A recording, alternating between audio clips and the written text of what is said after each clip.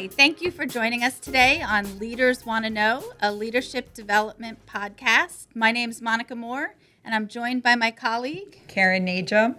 And we are so excited to be here today with members of the Family and School Partnership Team. Could you guys take a second and introduce yourselves? Hello, I'm Renee LaHuffman-Jackson, Director of Family and School Partnerships. And I'm Laura Cook, a Family Partnerships Specialist. Thank you so much for being here with us today. Renee, can you tell us a little bit about an overview of what Volunteer FCPS is? Yes, Volunteer FCPS is our new volunteer management system. And this volunteer management system is a digital, web-based platform where volunteers are expected to register and complete an application to volunteer in FCPS. This new volunteer management system will replace the HR processes through UConnect for our school leaders. Okay, so how is this different than the visitor management system where people sign in when they come into the building? So the visitor management system is where our visitors, any visitor coming into the school building, whether it's one time or frequently, where they sign in and a sex registry is done on those visitors.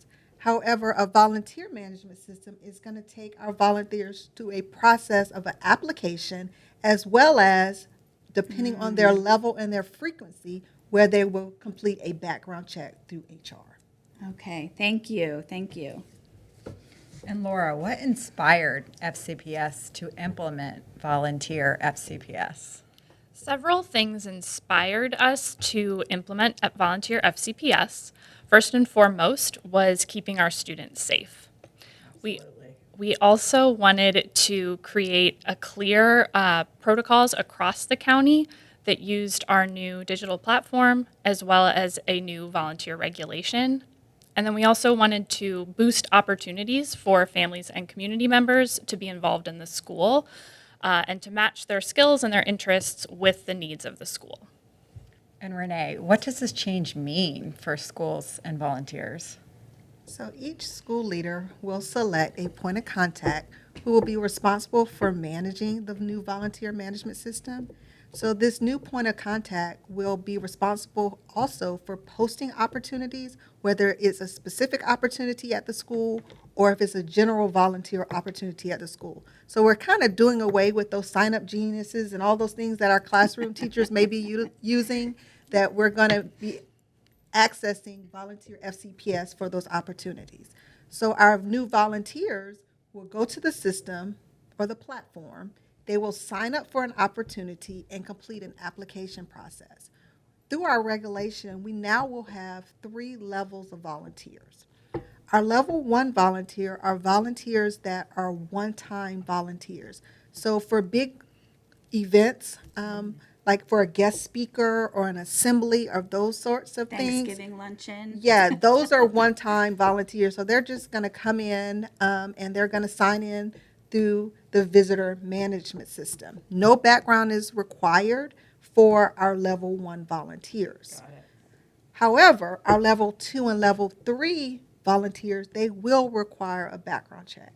Our level 2 volunteers are more frequent volunteers, whether it's weekly, monthly. It could be someone coming to help in the library. It could be someone, a class mom that comes every week to stuff folders. But these are our more frequent volunteers that will require a background check.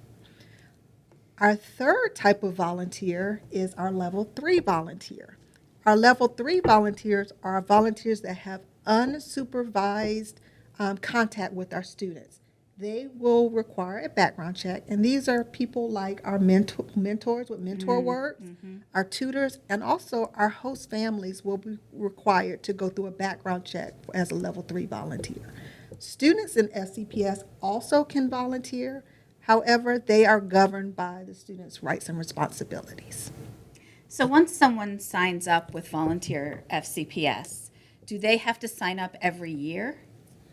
No, they do not have to sign up every year, and they also can select the schools in which they want to volunteer, or if they want to volunteer at a district-wide program or opportunity. So they have, once you register in the system, you can see all the opportunities available throughout the division. Okay, That's neat. What is the most exciting thing about this new opportunity? So we're really excited to increase the opportunities for families and community members to be able to volunteer in the schools. We're also excited to have a new volunteer regulation for the first time in FCPS and to have a process that goes across the entire system. So what are next steps for school leaders and volunteers? Next steps for school leaders are for any schools that have not yet submitted a point of contact for a volunteer FCPS to send that to the Office of Family and School Partnerships. Who are usually the points of contact in a school?